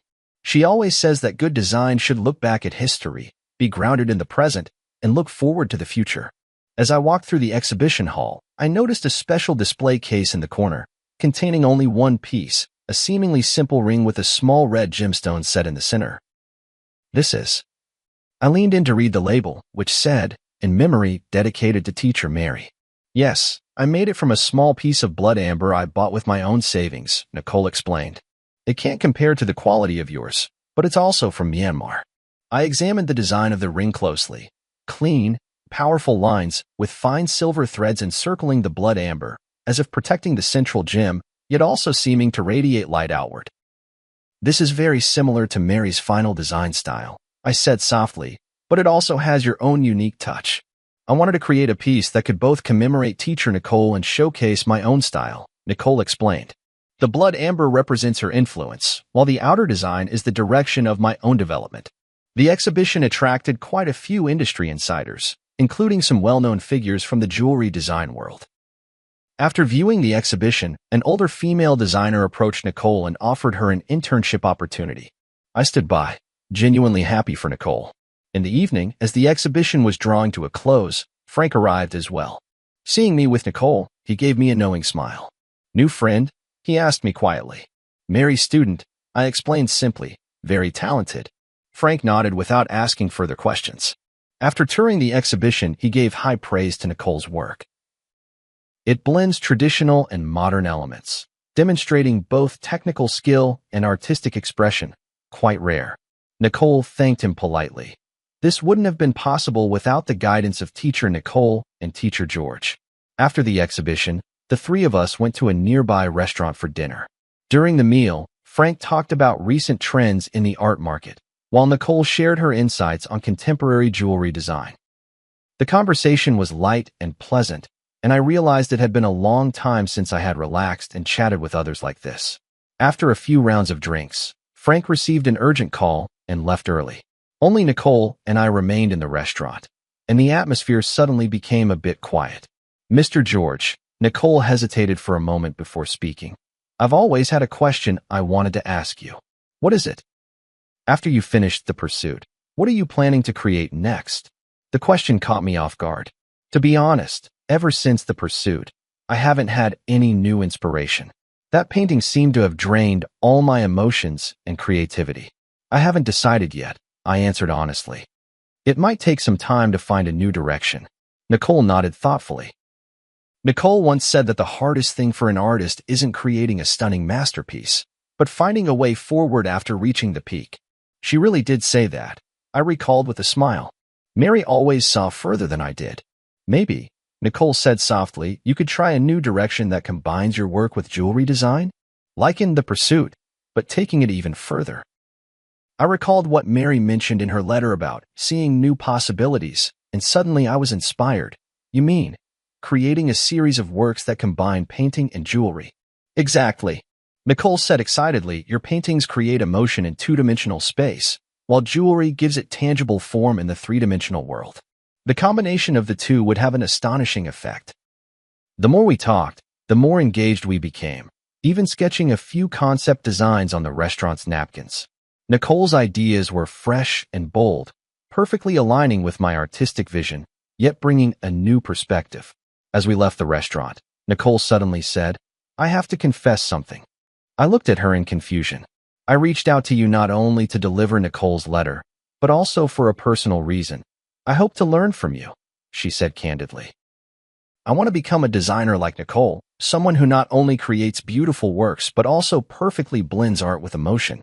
Her sincerity moved me. You're already on that path, and you're doing very well. Then, may I consult you often? She asked a little nervously. Of course, I'd be delighted. On the way home, a series of new works already began to take shape in my mind. A cross-disciplinary art that fuses painting and jewelry, both as a tribute to Mary and as a new starting point in my artistic career. That night, I had a dream. In the dream, Mary stood in a halo of blood-red light, smiling at me and saying, See, I knew you would find a new direction. When I woke up, I got out of bed immediately and began sketching for the new series. I decided to name it Rebirth. Not only representing the ancient life forever preserved in blood amber, but also symbolizing the rebirth of my artistic career, as well as the inheritance and development of Mary's artistic vision. A week later, I submitted a new series proposal to the gallery and received an enthusiastic response. The curator even suggested holding a special exhibition themed Between Dimensions, a dialogue between painting and jewelry. For this project, I invited Nicole to join the team as a jewelry design consultant. She had just graduated from design school and was both excited and nervous about the opportunity. Am I really up to the task? She asked me in the studio. You understand Mary's design philosophy better than anyone, I assured her. That's exactly what I need. In the days that followed, we worked at a feverish pace. We created during the day and discussed at night, sometimes even working through until dawn. Nicole's ideas flowed endlessly, and I transformed those thoughts into concrete artistic expressions. In the process, I rediscovered the pure joy of creation that I hadn't felt in a long time. One late night, when we finally finished the design for our first piece, Nicole clapped her hands excitedly. This is amazing. Teacher Nicole will definitely love it. At the mention of Mary, she suddenly realized her slip and looked at me nervously. I'm sorry, I didn't mean to. It's all right, I said with a smile. I think Mary really would like it. She always hoped I could step out of my comfort zone and try new ways of expressing myself. Nicole let out a sigh of relief, then hesitantly asked, Professor George, may I ask you a personal question? What is it? When you faced the woman impersonating Professor Nicole, how did you see through her? I mean, from the news reports, she seemed like an exact copy of Professor Nicole. I pondered for a moment. Superficial resemblance is easy to achieve, but a true personality cannot be duplicated. Mary's perception of art, her attitude toward life, the way she handled details, these were all unique. Just like a work of art, Nicole mused, no matter how perfect a replica is, it can never capture the soul of the original. Exactly. We worked through the night again, and finally established the overall framework for the Rebirth series. 7 pieces, each blending elements of painting and jewelry, together telling a story of loss and recovery, death and rebirth. As our collaboration deepened, my relationship with Nicole gradually shifted from teacher and student to partners, both mentor and friend. Sometimes, when the light traced the gentle contours of her focused profile, I would unconsciously think of Mary. But soon, I realized that this association wasn't due to any physical resemblance, but rather that same dedication and passion for art. "George, you look much more spirited lately," Frank remarked at a gathering. "It's been a while since I've seen you so full of life." "Yeah, the new project has helped me rediscover the joy of creating." "Nicole's a good girl," Frank said meaningfully. "Talented, and she really understands you." I understood his implication, but just smiled without responding. There was indeed a special understanding between Nicole and me, but it was more rooted in our shared passion for art than anything else. At least for now. The creation of the Rebirth series took 3 months, longer than expected, but the results were stunning. Each piece was a perfect fusion of painting and jewelry art, offering both the pleasure of viewing as a flat image and the discovery of 3-dimensional effects brought by the jewelry elements from different angles. A week before the exhibition opened, I received an unexpected visitor, Luna. She had served her sentence and was released early. She looked much more haggard than the last time we met, but her eyes were clearer. "I came to apologize to you in person." She stood at the studio door, her voice low, "for everything I have done." I didn't respond immediately, but simply invited her in to sit down. "I know that an apology can't make up for the loss," she continued, "but I want you to know that I truly regret it." "How is your sister's illness?" I asked. She looked up in surprise. You know. I guessed. "You said you needed money for a reason, and I think that must have been true." "Yes," she nodded. "My sister's surgery was a success, and now she's fully recovered. For the past 3 years, I've been thinking about how to make up for my mistakes, even though I may never be able to." I was silent for a moment, then said, "In a way, your appearance actually helped me." "What do you mean?" "It forced me to confront the past, to re-examine my memories with Mary, and ultimately to find a way forward." I pointed to the sketches of the Rebirth series on the wall and briefly explained this new project. Luna listened quietly, a look of genuine respect in her eyes.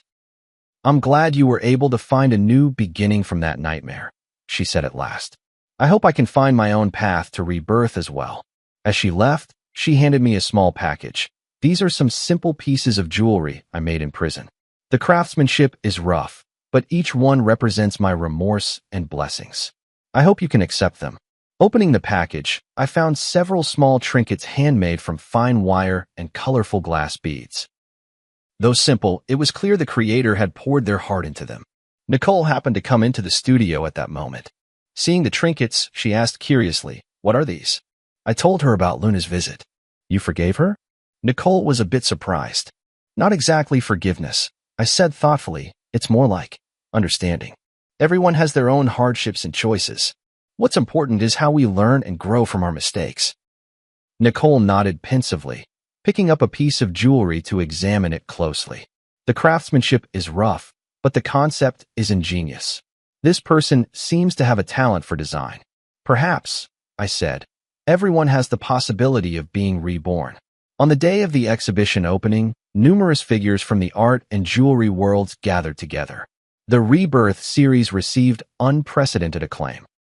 Critics called it a model of cross-disciplinary art, and the gallery owner was overjoyed, announcing plans for a nationwide tour. In the crowd, I saw Luna. She was dressed simply, standing quietly in a corner, admiring the exhibits. Our eyes met in the air. She nodded slightly, then walked away. "Who was that?" Nicole asked, standing beside me. "Someone searching for rebirth," I replied. Nicole seemed to understand and asked no more. We stood side by side before the pursuit, watching the blood amber refract a strange light under the lamps, like the silent burning of life's flame. "Thank you," I whispered to Nicole. "Without you, this series might never have come into being." "It was your philosophy that guided us, Teacher Nicole," she replied modestly. "I was just fortunate enough to be the messenger." In that moment, I suddenly understood the true meaning of what Mary had written in her letter. Love has changed its form. Love exists not only in memory and longing, but also in inheritance and innovation, shining brightly in every spark of artistic creation. And I, at last, had learned how to begin anew after loss, to embrace rebirth while still searching. The success of the exhibition exceeded everyone's expectations. In just 1 month, the Rebirth series was reported on by major media outlets and even attracted the attention of the international art world. A renowned auction house extended an olive branch to me, hoping to include several pieces in their annual highlight auction. "This is an unprecedented opportunity," Frank said excitedly. "If the deal goes through, you'll become a top player in the contemporary art market." I wasn't particularly concerned with commercial success, but I did feel the joy of having my work widely recognized. More importantly, this series opened up a new artistic path for me, freeing me from the creative shackles of the past 3 years. Nicole benefited as well. As the project's jewelry design consultant, she received high praise from the industry. Several well-known jewelry brands reached out to her, hoping she would join their design teams. "Which offer are you planning to accept?" One night, as we were tidying up the studio together, I asked her. "To be honest, I'm still hesitating." Nicole paused her work. "These are all great opportunities, but what? But I want to keep working with you." She looked straight into my eyes. "Rebirth is just the beginning, isn't it?" Her candor surprised me a little. Indeed, the success of this series had opened up many new creative possibilities for us, but I wasn't sure if I should continue such a close working relationship. "You should consider your own career development," I said tactfully. "These opportunities are very rare for young designers." Nicole seemed to sense my hesitation and nodded gently. "I understand." In the days that followed, we were both busy and rarely had the chance to talk alone. A week later, Nicole told me she had decided to accept an invitation from a French jewelry brand and would be going to Paris to work for 2 years. "Congratulations," I said sincerely. "It's a very good choice." "Thank you," she replied with a smile, though a fleeting, elusive emotion flashed in her eyes. "I think this is the best arrangement for both of us." Before Nicole left, we held a small farewell party. Frank, the curator, and a few mutual friends came. The atmosphere was warm, tinged with a hint of sadness. After a few rounds of drinks, Frank found an opportunity to pull me aside. "Are you really going to just let her go like this?" "What do you mean?" I pretended not to understand. "Don't play dumb, man," Frank said bluntly. "You have feelings for her. That's obvious." "That's just professional rapport," I argued. "Is that so?" Frank looked at me meaningfully. "Then why have you been so distracted ever since she decided to go to France?" I was at a loss for words. In fact, these past few days I had indeed felt an inexplicable sense of loss, but I kept telling myself it was only because I had lost an excellent partner. "I know what you're worried about." Frank lowered his voice. "You feel like you're letting Mary down, don't you?" I remained silent. He had touched upon the deepest concern in my heart. "Mary has been gone for 3 years now." Frank gently patted my shoulder. "She would want you to be happy." After the party ended, I walked Nicole home. The night was tranquil as water, and the city lights flowed around us.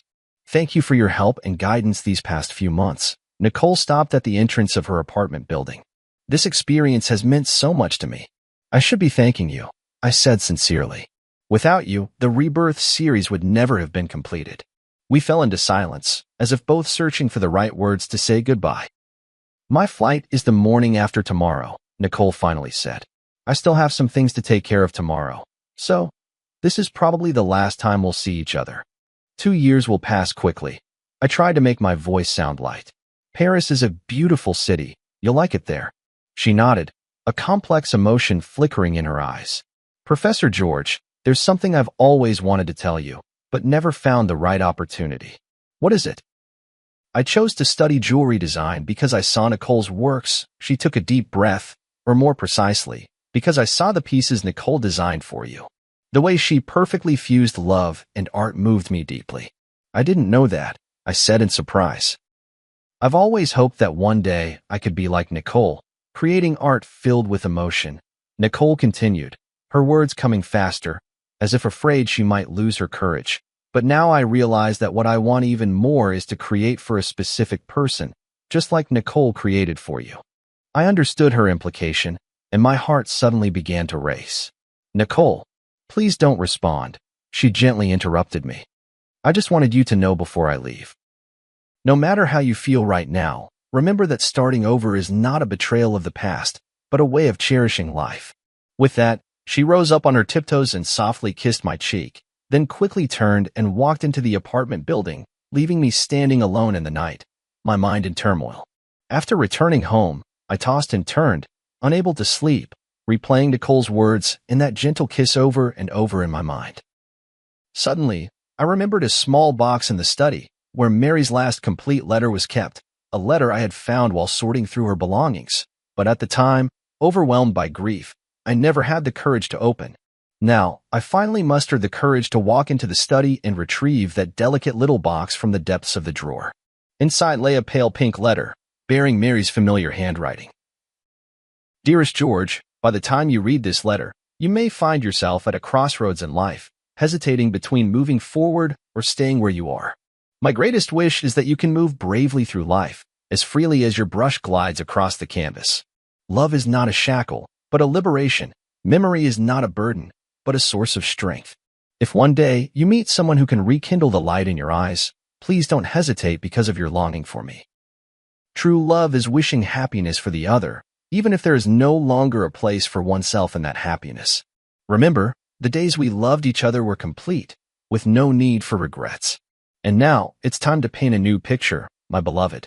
Forever loving you. Mary. Tears blurred my vision. It was as if Mary had foreseen my current situation and had already given me her blessing. She was always like this, always able to see further and more clearly than I could. At that moment, I made up my mind. Early the next morning, I drove straight to Nicole's apartment. Professor George? Nicole opened the door in surprise, clearly not expecting me. I have something to say to you. I looked her straight in the eyes, not as your teacher, but as George. I handed her Mary's letter. Nicole read it carefully, her expression shifting from surprise to being moved, and finally, her eyes grew moist. She truly was an extraordinary woman, Nicole said softly, handing the letter back to me. Yes, she was. I nodded. That's exactly why I believe her words. Nicole, cancel your plans for Paris. Stay and continue our collaboration, will you? Nicole looked at me in shock. Are you serious? I've never been more serious, I said quietly.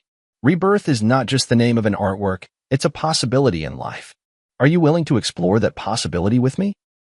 Her answer was a firm embrace, warm and real, like the first ray of sunlight after a long winter. In that moment, I felt as if Mary was somewhere, smiling down on us, blessing this new beginning. Life is like that blood amber, enduring countless ages of change and sedimentation, ultimately transforming into an eternal radiance. And I, at last, understood what true pursuit is, what true rebirth means. A year later, Nicole and I unveiled our second joint project, Interwoven, at the National Art Museum. This series was even bolder and more innovative than Rebirth, blending Eastern and Western aesthetics with various art forms. Critics hailed it as a significant breakthrough in contemporary art. At the opening ceremony, Nicole held my arm as we faced the media interviews and congratulations from the audience together. She wore a simple white dress, and around her neck was the Eye of Rebirth necklace we designed together. She completed the jewelry part based on my painting. Your collaboration seems even more in sync than your last project, a reporter asked with a suggestive smile. Nicole glanced at me, and we exchanged a smile. Yes, both in art and in life, we found the perfect balance. This indirect answer drew a round of good-natured laughter from the reporters present. My relationship with Nicole was no longer a secret, but we always kept a low profile, letting the public's attention remain focused on our artistic creations. After the exhibition, we drove out to a small hill in the countryside. There stood an ancient oak tree, beneath which Mary's ashes were laid to rest. This was the place we chose, rather than a traditional cemetery, natural, peaceful, just like Mary herself. Mary, the exhibition was a great success today, I said softly to the stone beneath the tree. Nicole's designs were admired by everyone, just as you once predicted. Nicole crouched down and placed a bouquet of white daisies in front of the stone. Teacher Nicole, I've been working hard to become the kind of designer you hoped I would be. I hope you can be proud of me. A gentle breeze stirred, and the oak's leaves rustled softly, as if it were Mary's reply. On the way back, Nicole suddenly said, I've been thinking about something. What is it? If that woman who pretended to be Ms. Nicole hadn't appeared, You might never have found the blood amber, never created the pursuit, and we might never have met. Her words made me fall into deep thought. Indeed, it was the series of events triggered by that deception that ultimately led to everything now. It feels as if, in the unseen, some force has been orchestrating it all. Perhaps that's the irony of fate, I said softly. Sometimes, the worst beginnings can lead us to the best endings. When I returned home, I received an unexpected package. Upon opening it, I found a delicate little box containing a handmade ring. Though simple, the craftsmanship had improved greatly compared to the pieces I had seen before. There was a note attached. Mr. George, thank you for your kindness and understanding a year ago, which gave me the courage to start over. Now I have found a job at a small jewelry shop, and my life is gradually getting back on track. This ring represents my gratitude, and I wish you happiness and well-being on your new path. Luna, I handed the ring to Nicole. After examining it carefully, she remarked, her skills have improved a lot. She truly is talent. Some mistakes in life shouldn't become permanent scars, I sighed. Everyone deserves a second chance. That night, we sat in the studio, discussing ideas for the next series. Nicole suddenly proposed a bold idea. I was thinking, maybe we could try connecting the different stages of our work to create a complete narrative. From eternity to quest, then to rebirth, and intertwined, they're actually different phases in a person's life journey. You mean? A complete story about loss, searching, rebirth, and integration, she explained excitedly, ultimately asking what is the most precious treasure in life. Love. I finished her sentence. No matter what form it takes. Nicole nodded, her eyes sparkling with creative fire. We could call it the forms of love, an unprecedented artistic exploration. Sounds like a long-term, ambitious project. We have time, she smiled, holding my hand. We have so much time. In that moment, I felt a powerful surge of creative inspiration, just like when I first began my artistic career years ago, filled with passion and possibility. But this time, I was not facing the blank canvas alone. 2 years later, the Forms of Love series was exhibited simultaneously in the world's 5 greatest art museums, causing an unprecedented sensation. Critics called it a milestone in contemporary art history, blending painting, sculpture, jewelry design, and other art forms to create an entirely new artistic language. The final piece of the exhibition was titled Eternal Ring, a massive circular canvas depicting every form of love in life, familial, platonic, romantic, and the love for art itself. The edge of the canvas was inlaid with gemstones of various sizes, and under certain lighting, these gems would cast light onto specific parts of the canvas, revealing another hidden layer of patterns. The centerpiece of this work is a massive blood amber. Through intricate optical design, the light it projects perfectly outlines 2 embracing figures. One is Mary, the other is Nicole, symbolizing the intersection of past and present, the fusion of memory and rebirth. On the closing day of the exhibition, in front of the Eternal Ring, I knelt on one knee and proposed to Nicole. The ring was crafted from the very blood amber Mary had once prepared for me, designed by my own hand and fashioned by the finest jeweler. This ring carries the memories of the past and the hopes for the future, I whispered softly.